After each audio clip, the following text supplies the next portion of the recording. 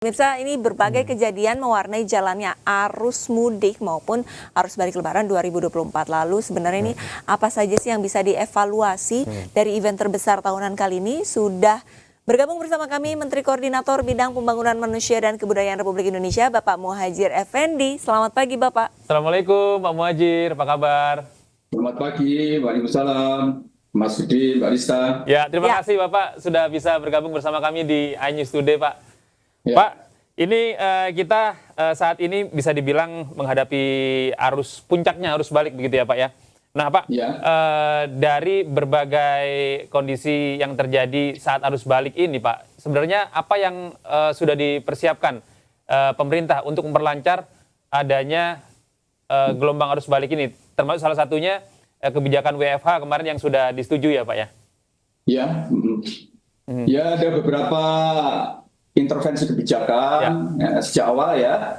Kita misalnya membagi cuti bersama dalam rangka Idul Fitri ini dipecah jadi dua, awal Idul Fitri dan akhir Idul Fitri, sehingga tersambung hari-hari libur hari-hari libur reguler itu bisa tersambung sehingga liburnya jadi panjang. Kemudian yang terakhir kita membuat kebijakan atas persetujuan Bapak Presiden, kita boleh ASN boleh work from home selama 2 hari, yaitu hari Rabu dan Kamis, hari Selasa dan Rabu, tapi Kamis Jumat harus masuk.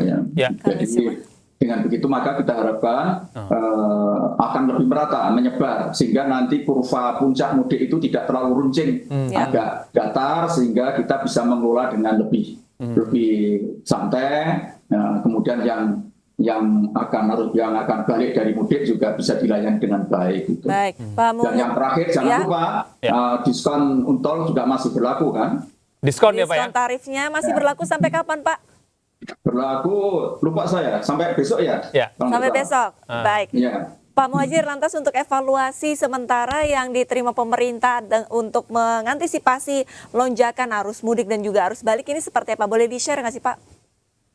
Apa itu maksudnya? Evaluasi yang sudah diterapkan, iya Bapak. Ya, kemarin saya akan bersama Pak Menhub mengadakan evaluasi penyeberangan di rapat kita di Mapolda Lampung, kemudian dilanjutkan tinjauan lapangan di Bakahuni dan Panjang, Pelabuhan Panjang. Kemudian kita mengatur skenario bagaimana mulai hari ini kita harus bisa mengatur penyeberangan dari Bakahuni dan Panjang ke Merak dan Ciwandan dan BPJ itu bisa dengan baik. Yang kemarin kita sepakati misalnya nanti untuk kendaraan roda 2 itu hanya 1 di Pelabuhan Ciwandan saja, sehingga bisa lebih homogen, dan nanti tidak boleh menyebar langsung turun kapal terus semburat, tetapi ditahan dulu di buffer zone, kemudian nanti keluarnya dikawal oleh pihak kepolisian sehingga sampai di perbatasan Kota Cilegon, sehingga tidak akan mengganggu, mereka juga tidak terganggu oleh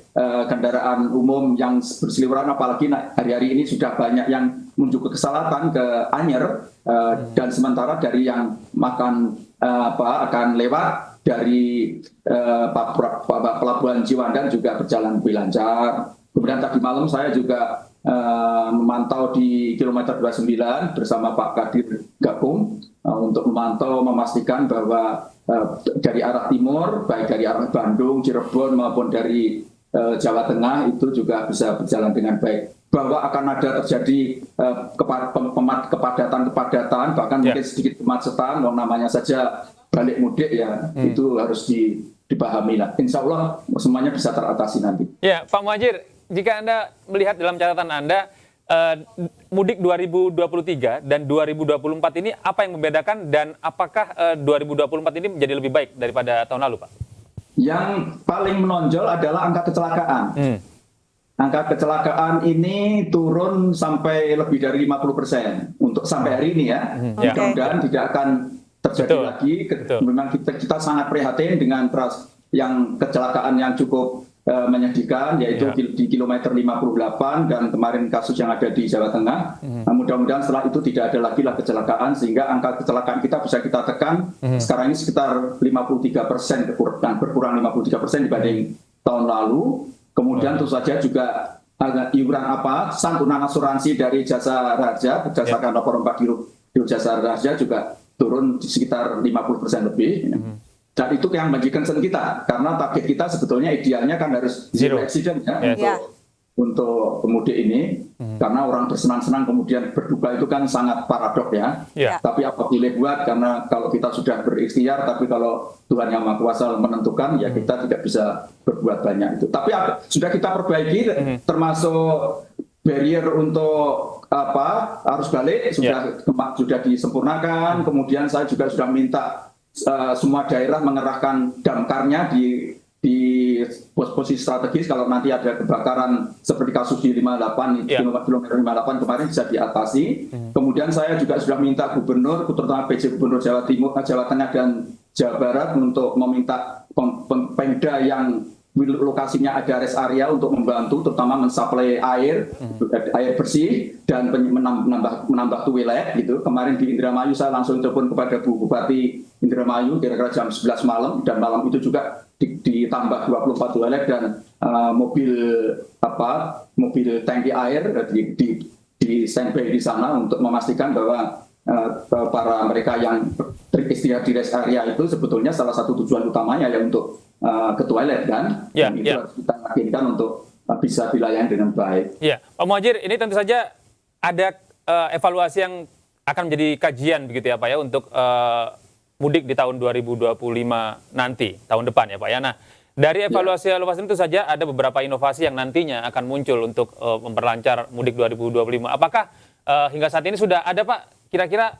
bayangan inovasi apa yang akan diterapkan nanti di 2025 agar tidak ada lagi kejadian-kejadian serupa yang menjadi tentu saja Anda bilang sebagai paradoks di tahun 2024 ini Pak?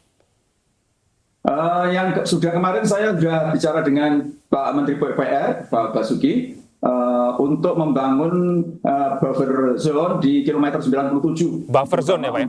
Untuk akan menyeberang ke Merak nanti, lewat Merak dan Ciwandan, itu nanti akan ditahan dulu di kilometer 97 dan dipastikan bergerak itu dia sudah membawa tiket, tidak boleh lagi yang spekulasi datang tanpa tiket. Kemudian juga mereka bergerak ketika memang area parkir di Merak itu sudah kosong untuk bisa diisi dengan yang baru, karena sebagian sudah naik ke kapal. Dengan begitu nanti tidak akan, usahakan tahun depan tidak ada lagi antrian panjang di jalan tol itu. Ini artinya kemudian yang kedua, kemungkinan harus ada menambah dermaga di Merak terutama, termasuk akan memfungsikan Pelabuhan Indah Kiat nanti bisa digunakan sebagai pelabuhan alternatif untuk mengangkut orang yang sekarang belum bisa karena struktur Indah Kiat itu memang untuk mengangkut kapal barang, bukan kapal perang. Sehingga kita nanti harus ada perubahan-perubahan. Kemudian juga merevitalisasi Ciwandan. Kemudian kalau yang di arah barat itu Pelabuhan Panjang, nanti akan kita resmikan secara resmi digunakan untuk penyeberangan orang yang selama ini untuk penyeberangan barang, terutama untuk mereka yang dari Bandar Lampung dan sekitarnya, sehingga tidak perlu jalan ke Bakahuni yang jaraknya 120 km, sehingga dia lebih menghemat waktu di darat, walaupun nanti ketika menyeberang memang waktunya agak lama, tapi kan bisa santai di perjalanan di kapal. Itu kemudian yang di arah Jawa Timur kita juga akan memfungsikan Pelabuhan Jangkar di Situbondo. Itu nanti untuk mengangkut barang dan orang yang akan ke NTB dan Sumbawa dan beberapa pulau kecil di sekitar Madura. Sehingga tidak perlu ikut ngantri di Ketapang ngikut nyebrang ke Gilimanuk. Karena kalau orang yang dari Lombok dan dari Sumbawa kalau nyebrangnya lewat Ketapang Gilimanuk nanti harus nyebrang lagi dan itu berkepanjangan. Tapi kalau lewat Situbondo nanti bisa langsung ke Sumbawa, bisa langsung ke Lombok. Baik, berarti ada pemecahan dan inovasi di tahun depan. Pak Muhadjir, mungkin terakhir kalau misalkan untuk bagi para pemudik nih yang masih ada di kampung halaman dan belum hendak kembali ke ibu kota, ke kota Jakarta, boleh himbauannya Pak Muhadjir seperti apa? Kalau tidak ada urusan yang mendesak, sebaiknya agak lama di kampung halaman lebih bagus. Belanja dulu lah di sana, kemudian baru nanti pulang dalam keadaan santai, sehingga tidak usah ikut berdesak-desakan, ikut rame-rame ini mudik sekarang ini. Kemudian yang kedua, ketika di perjalanan juga betul-betul hati-hati. Tadi itu BBM-nya dipastikan terisi, Ya. kemudian juga cadangan uang di e-tolnya juga cukup, Ya. kemudian pastikan kendaraannya masih baik. Kalau syukur-syukur diperiksa di bengkel sebelum berangkat kembali kembali mudik. Kemudian juga penumpangnya Ya. harus betul-betul jangan sampai kelebihan kapasitas. Oke. Kasus kemarin yang di timur kilometer 8 yang bisa kita pastikan adalah melampaui kapasitas karena mobil itu hanya bisa untuk 8-9 orang tapi diangkut 12 orang. Oke. Jadi itu pasti mobilnya pasti oleng lah itu. Jadi mohon betul-betul diperhatikan kapasitas harus jangan sampai melebihi muatan. Baik. Saya kira itu beberapa catatan saya. Iya. Baik. Terima kasih banyak Pak Muhadjir atas informasinya dan izinkan kami untuk meminta maaf minal aidin wal Minal aidin faizin. wal faizin, Pak Minta maaf. Mohon maaf Muhadjir. lahir Mohon maaf batin. Seluruh pemirsa, Pak Muhadjir. saya juga mohon maaf lahir batin. Taqabbalallahu minna wa minkum, taqabbal ya karim. Seluruh Amin. jajaran dari teman-teman juga saya mohon maaf lahir batin. Amin. Terima kasih Baik, Bapak. Terima kasih banyak Bapak. Selamat siang. Assalamualaikum warahmatullahi wabarakatuh.